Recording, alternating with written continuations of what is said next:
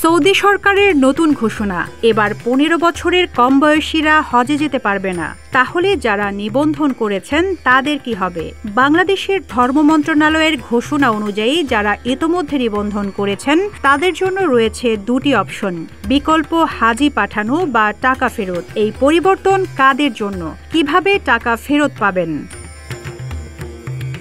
গত ১২ March Saudi সরকারের বরাত দিয়ে ধর্ম মন্ত্রণালয় জানায়, চলতি বছর ১৫ বছরের কম বয়সী কেউ হজ পালন করতে পারবে না। হজ মৌসুমের মাঝামাঝি সময়ে এসে হঠাৎ এমন সিদ্ধান্তে অনেকেই বিপাকে পড়েছেন, কারণ অনেকেই ১৫ বছরের নিচের সন্তান সহ চলতি পবিত্র হজ পালনের জন্য চূড়ান্ত নিবন্ধন করেছেন। এমন পরিস্থিতি, সেটি সমাধানের জন্য নতুন করে কেউ যদি হজে যেতে না চায় তাহলে তার পরিবর্তে অন্য কাউকে প্রতিস্থাপন করা যাবে। আর না পাওয়া গেলে তার জমা দেওয়া টাকা ফেরত দিতে হজ এজেন্সিকে নির্দেশ দিয়েছে ধর্ম মন্ত্রণালয়। বৃহস্পতিবার ধর্ম মন্ত্রণালয় থেকে এমন নির্দেশনা দেওয়া হয়েছে।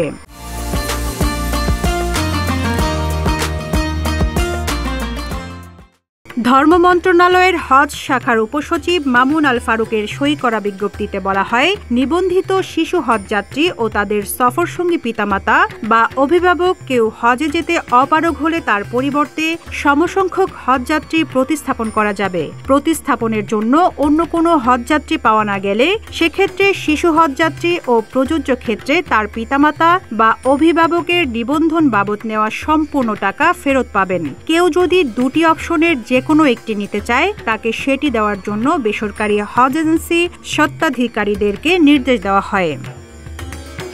সৌদি আরব হজ ও উমরা মন্ত্রণালয় শিশুদের সুস্থতা ও নিরাপত্তার বিষয় বিবেচনা করে ২০২৫ সালের হজ মৌসুমে পবিত্র হজ পালনে আগ্রহীদের সর্বনিম্ন বয়সসীমা ১৫ বছর নির্ধারণ করেছে, যা হজযাত্রীর পাসপোর্টের জন্ম তারিখ থেকে ধরা হবে। সরকারি ও বেসরকারি উভয় মাধ্যমে নিবন্ধিত হজযাত্রী, হজ এজেন্সি ও হজ কার্যক্রমে সম্পৃক্ত ব্যাংক সহ সংশ্লিষ্টদের এই নির্দেশনা ফলো করতে হবে।